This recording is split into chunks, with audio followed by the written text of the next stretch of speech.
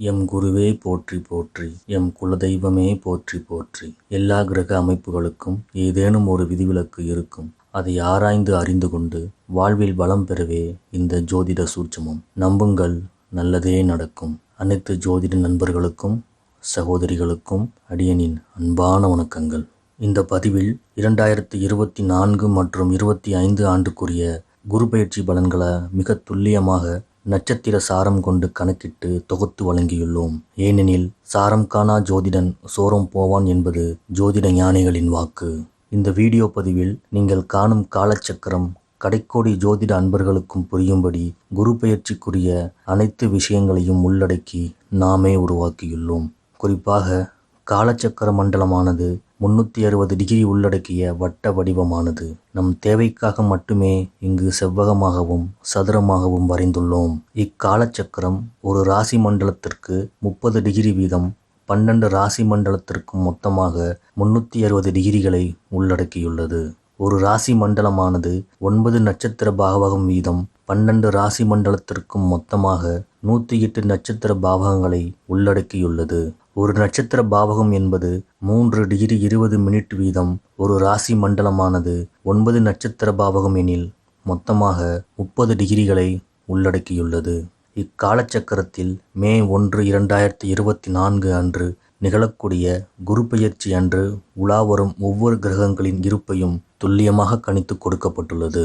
தனிப்பட்ட ஒருவருக்கு ஜாதகம் பார்க்கும் பொழுது ஒரு கிரகத்தின் பலன்கள் அக்கிரகத்தின் ஸ்தான பலத்தை அடிப்படையாக கொண்டு கணிக்கும் போது மட்டுமே துல்லியமான பலன்களை பெற முடியும். இங்கு ஸ்தான பலம் என்பது ஷட்வர்க்க பலன்களை அடிப்படையாக கொண்டதாகும்.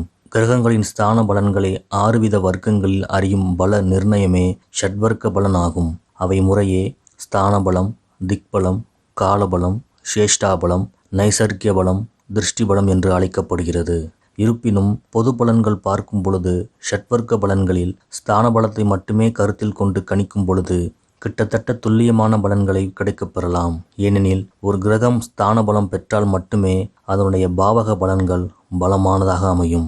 திருக்கணிதம் மற்றும் வாக்கியம் ஆகிய இரு பஞ்சாங்களின் அடிப்படையிலும் இவ்வருடம் குரு பெயர்ச்சியானது எதிர்வரும் ஆங்கில மாதம் மே 1ஆம் தேதியும், தமிழுக்கு குரோதி வருடம் சித்திரை மாதம் 18ஆம் தேதி தேய்பிரை அஷ்டமி அன்று புதன்கிழமை உச்சிவேளை முதல் மாலை 5:21 மணிக்குள்ளாக மேஷராசி மண்டலத்தில் உள்ள கிருத்திகை 1ஆம் பாதம் நட்சத்திரத்தில் இருந்து, அதாவது 30 டிகிரியில் இருந்து ரிஷபராசி மண்டலத்தில் உள்ள கிருத்திகை 2ஆம் பாதம் நட்சத்திரத்திற்கு, அதாவது 33 டிகிரி 20 மினிட் உள்ளாக பெயர்ச்சியாகிறார் குரு பகவான்.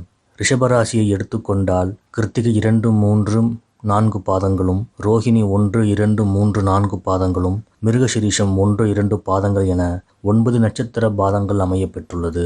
இந்த குரு பயிற்சியில் குரு பகவானானவர் சித்திரை 18 முதல் வைகாசி 29 வரை, அதாவது மே 1 புதன்கிழமை முதல் ஜூன் 11 செவ்வாய்க்கிழமை வரை உள்ள 41 நாட்கள் சூரிய பகவானின் ஆதிபத்தியம் கொண்ட கிருத்திகை நட்சத்திரத்திலும், வைகாசி 30 புதன்கிழமை முதல் ஆவணி 3 திங்கட்கிழமை வரை, அதாவது ஜூன் 12 முதல் ஆகஸ்ட் 19 வரை உள்ள 68 நாட்கள் சந்திர பகவானின் ஆதிபத்தியம் கொண்ட ரோஹிணி நட்சத்திரத்திலும், ஆவணி 4 செவ்வாய்க்கிழமை முதல் புரட்டாசி 22 செவ்வாய்க்கிழமை வரை, அதாவது ஆகஸ்ட் 20 முதல் அக்டோபர் 8 வரையுள்ள 49 நாட்கள் செவ்வாய் பகவானின் ஆதிபத்தியம் கொண்ட மிருகசீரிஷ நட்சத்திரத்திலும், ஆக மொத்தம் 158 நாட்கள் நேர்கதியும், புரட்டாசி 23, அதாவது அக்டோபர் 9 புதன்கிழமை முதல் சுமார் 4 மாதங்களுக்கு வக்ரகதியிலும் பெயர்ச்சியாக உள்ளார் குரு பகவான்.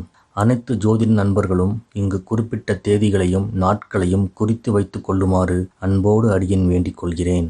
இந்த வீடியோவை நண்பர்களுக்கும் உறவினர்களுக்கும் ஷேர் செய்து நமது சேனலை சப்ஸ்கிரைப் செய்து ஆதரவு தரும்படி அன்போடு வேண்டிக் கொள்கிறேன். கும்பராசிக்கு இயற்கை சுபரான குரு பகவான் தாய், வீடு, மனை, சுகஸ்தானம் என்று அழைக்கப்படும் 4ஆம் பாவகத்திற்கு பெயர்ச்சியாகிறார். மேலும் தன்னுடைய 5ஆம் பார்வை மூலம் தங்களின் 8ஆம் பாவகத்தையும், தன்னுடைய 7ஆம் பார்வை மூலம் தங்களின் 10ஆம் பாவகத்தையும், தன்னுடைய 9ஆம் பார்வை மூலம் தங்களின் 12ஆம் பாவகத்தையும் பார்வை மூலம் பலமடைய செய்கிறார் குரு பகவான். கும்பராசிக்கு பணபரஸ்தானம் எனப்படும் 2 மற்றும் 11ஆம் பாவகங்களுக்கு அதிபதியான குருபகவான் தங்களின் 4ஆம் பாவகத்திற்கு வருவது நன்மையே என்றாலும் சிறு சிறு வீண் பழிகளையும் அவமானங்களையும் சந்திக்க நேரிடும் என்பதும் மறுக்க முடியாத ஜோதிட உண்மை.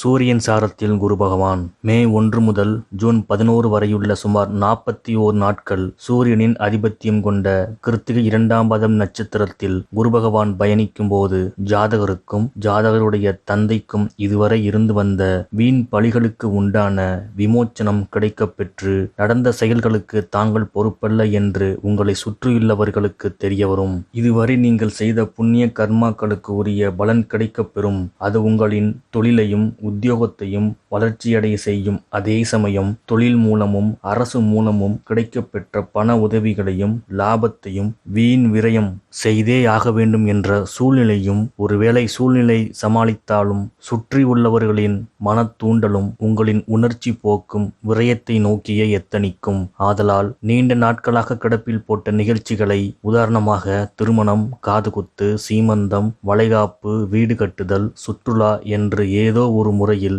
சுபவிரயமாக மாற்றுவது சிறப்பு. உடல் மோகத்தில் அதிக கவனம் செலுத்தினால் வீண் பழிகளும் அவமானங்களும் நிச்சயம் உண்டு. திருமணங்கள் நடந்தேறும். குழந்தை பிறப்பு எதிர்பார்த்தபடி நிகழும். உடல் உபாதைகள் நீங்கும். நம்புங்கள், நல்லதே நடக்கும். சந்திரன் சாரத்தில் குரு பகவான் ஜூன் 12 முதல் ஆகஸ்ட் 12 வரை உள்ள சுமார் 68 நாட்கள் சந்திர பகவானின் அதிபத்தியம் கொண்ட ரோகிணி நட்சத்திரத்தில் குரு பகவான் பயணிக்கும் போது ஜாதகர் தன்னுடைய தாய்க்கு செலவுகள் செய்ய பிரியப்படுவார்கள்.